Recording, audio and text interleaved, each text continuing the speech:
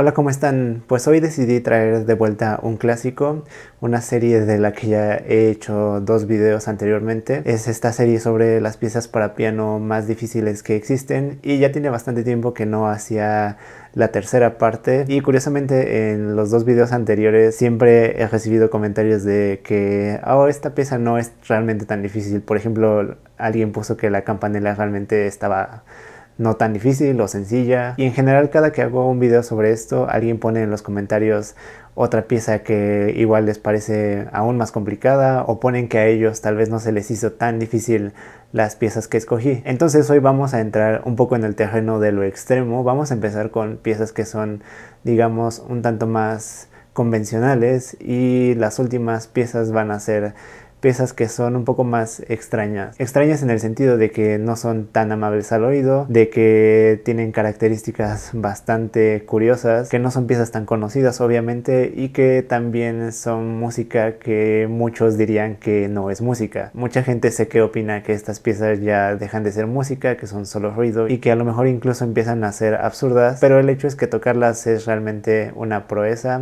y muy poca gente lo ha hecho. Además de que algunas son imposibles de tocar al pie de la letra como marca la partitura. Pero bueno, vamos a empezar con una serie de estudios que hizo un pianista muy famoso, uno de esos pianistas legendarios de épocas pasadas, que es Leopold Godowsky. En uno de los videos pasados de esta serie hablé de los estudios de Chopin, piezas que son muy complicadas, pero a él le pareció que no eran lo suficientemente complicadas, y lo que hizo fue hacer una serie de arreglos utilizando estos estudios. Son aproximadamente 50 arreglos, un poquito más de 50 arreglos, en donde hay cosas como, por ejemplo, tocar el estudio revolucionario con una sola mano en lugar de dos manos.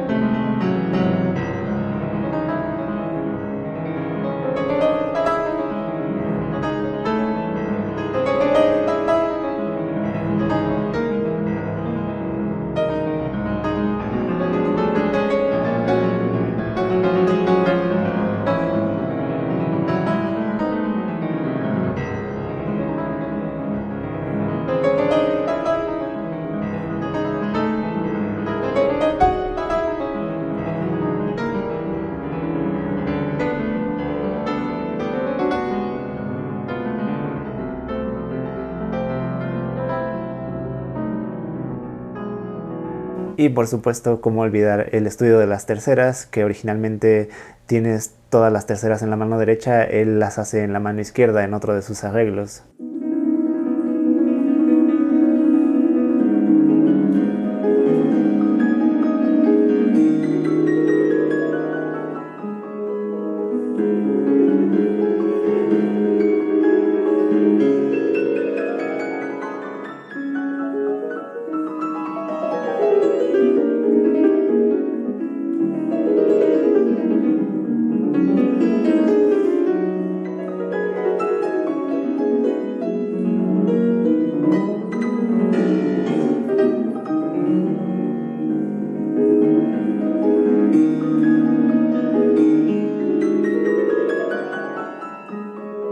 Entonces, bueno, esto es bastante obvio porque es difícil realmente tener una técnica que te permita tocar a ese nivel. Creo que muy poca gente lo logra, y yo sé que hay muchos otros estudios de gente como Scriabin, de Moszkowski, de Czerny, estudios de Rachmaninoff, que son muy complicados también, pero creo que una de las cosas que hay que reconocer de este set en particular es que creo que no cualquiera puede tomar obras como los estudios de Chopin y hacerlos aún más complicados. Tan solo el hecho de haber arreglado el revolucionario para una sola mano requiere no solamente un nivel técnico muy alto, sino también un nivel de entendimiento musical y conocimientos de composición muy desarrollados. Y bueno, ya que estamos hablando de estudios y de que hay muchos otros compositores con sets de estudios muy complicados, vamos a hablar de el concierto de Alkan. Y ustedes se preguntarán qué tiene que ver un concierto con estudios. Bueno, resulta que Valentin Alkan, que era un pianista contemporáneo de Liszt, muy virtuoso, hizo un set de 12 estudios en los tonos menores, pero dentro de ese set de 12 estudios, los estudios número 8, 9 y 10 son realmente 3 movimientos de un concierto. Un concierto que es larguísimo, que dura entre 50 minutos y 1 hora. Un concierto que obviamente es muy complicado técnicamente, pero que además también tiene la dificultad de que normalmente cuando tú tocas un concierto para piano y orquesta, obviamente tienes momentos de descanso cuando la orquesta está tocando sola, pero aquí las partes que se supone que son la orquesta, que están marcadas en la partitura, realmente las tiene que interpretar también el pianista y tiene que tratar de lograr diferenciar cuándo es la orquesta y cuándo es el piano, aunque realmente el pianista esté tocando todo.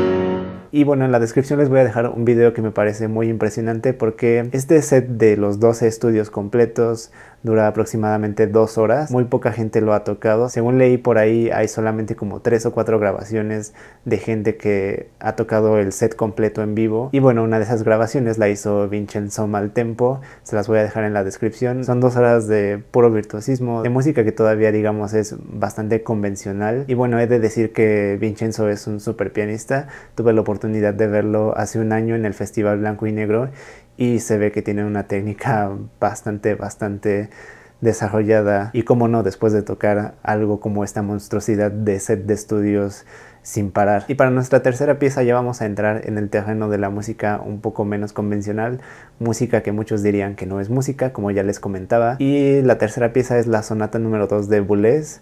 Boulez era un compositor francés que de hecho falleció hace no mucho tiempo, no sé, tendrá 1 año, 2 años, algo así. Muy conocido por tener un carácter bastante explosivo. Es muy bien sabido que mientras estaba haciendo sus estudios se les opuso a muchos de sus maestros y eran gente que era bastante conocida, gente como Olivier Messiaen. Y no solo es que se rebelara un poco, sino que llegó a decir de una obra de Messiaen que le causaba vómito, que era una cosa vomitiva. Era un personaje bastante controvertido en muchos sentidos. Pero bueno, su sonata 2 me llamó la atención, a pesar de que todas sus sonatas son unos monstruos de piezas. Esta me llamó la atención por el hecho de que, además de que es muy complicada rítmicamente, de que tiene una sonoridad que obviamente no es muy amigable al oído y que por lo tanto no es tan fácil de memorizar.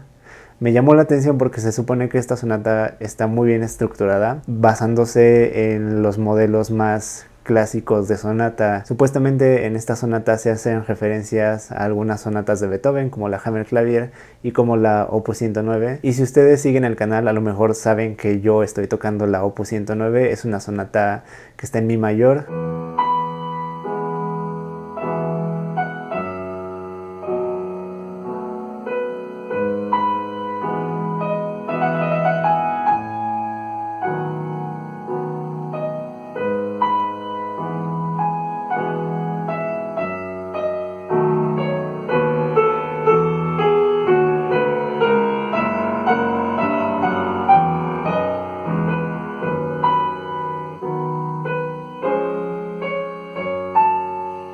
Pero con todo y eso, escuchando la sonata de Boulez, realmente no es nada obvio el tratar de descifrar en dónde están como estas referencias.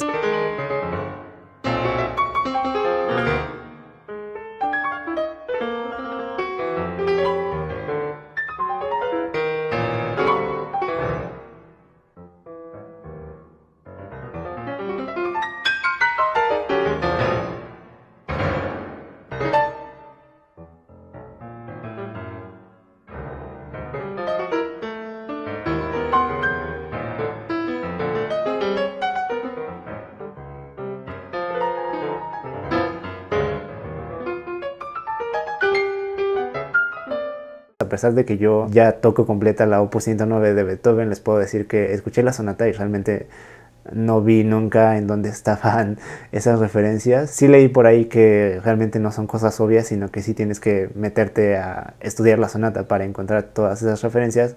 Pero bueno, eso da testimonio de que es una pieza nada sencilla. Así que bueno, aunque esta pieza tiene una sonoridad muy poco convencional, realmente su forma sí está muy apegada a reglas bastante ortodoxas. Nuestra cuarta pieza en este top es Ebriali de Yanis Xenakis. Y bueno, este compositor es bastante curioso porque además de ser músico también era arquitecto e ingeniero, y uno de sus méritos más importantes como arquitecto fue el diseño de un pabellón muy famoso que es el pabellón Philips, y posteriormente algo que también haría él sería desarrollar un sistema de computadora que lo que hacía era transformar imágenes a música, y utilizando ese sistema de computadora lo que hizo fue tomar varios de sus bocetos que tenía como arquitecto y traducirlos a música. Entonces, como pueden darse cuenta, sus métodos no eran los más convencionales tampoco, y esta pieza ya entra dentro de nuestra categoría de piezas imposibles literalmente de tocar.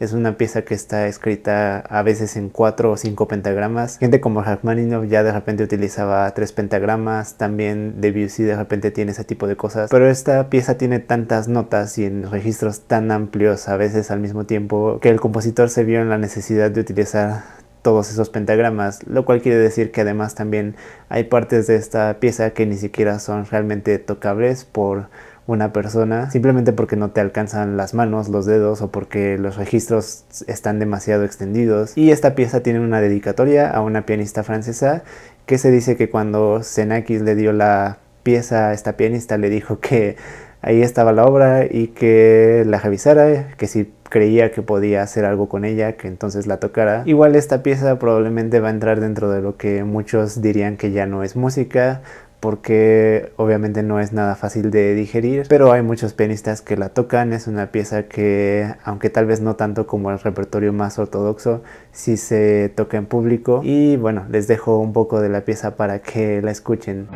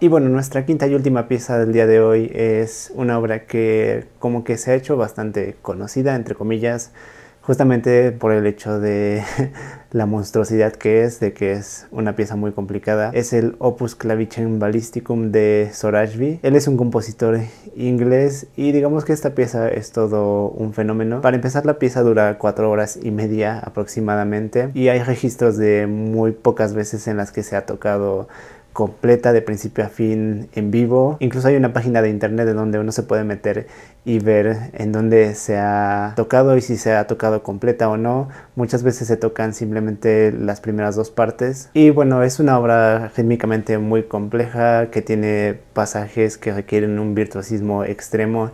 Incluso hay pasajes que creo yo que ni siquiera son realmente tocables. Tal vez sí te alcanzan los dedos, las manos y todo, pero cuando uno se pone a escuchar las interpretaciones que hay de esta pieza, aunque escuches solamente cachos, te das cuenta que muchas veces los intérpretes que la tocaron completa realmente no mantienen los tempos que están marcados en la partitura, no mantienen el mismo tiempo siempre, porque a lo mejor hay pasajes que sí se pueden tocar a cierto tiempo, pero ya cuando vas avanzando y llegas a otra sección te das cuenta de que realmente es imposible tocar esos otros pasajes al tiempo que empezaste. Y bueno, creo que este tipo de piezas hay gente a la que le parecen incluso ridículas porque digo, 4 horas y media, realmente qué tipo de público va a aguantar un concierto así, y más cuando se trata de este tipo de música. Pero si les parece bastante absurdo esto, no es la pieza más larga que existe de este compositor. Después hizo unas variaciones sinfónicas para piano solo que duran alrededor de 9 horas y de las que no hay ni una sola grabación, según tengo entendido. Una pieza obviamente supongo que igual de absurda en complejidad y en duración, pero digo, si ya hubo quien se aventó los 5 conciertos para piano de Rachmaninoff en un solo recital,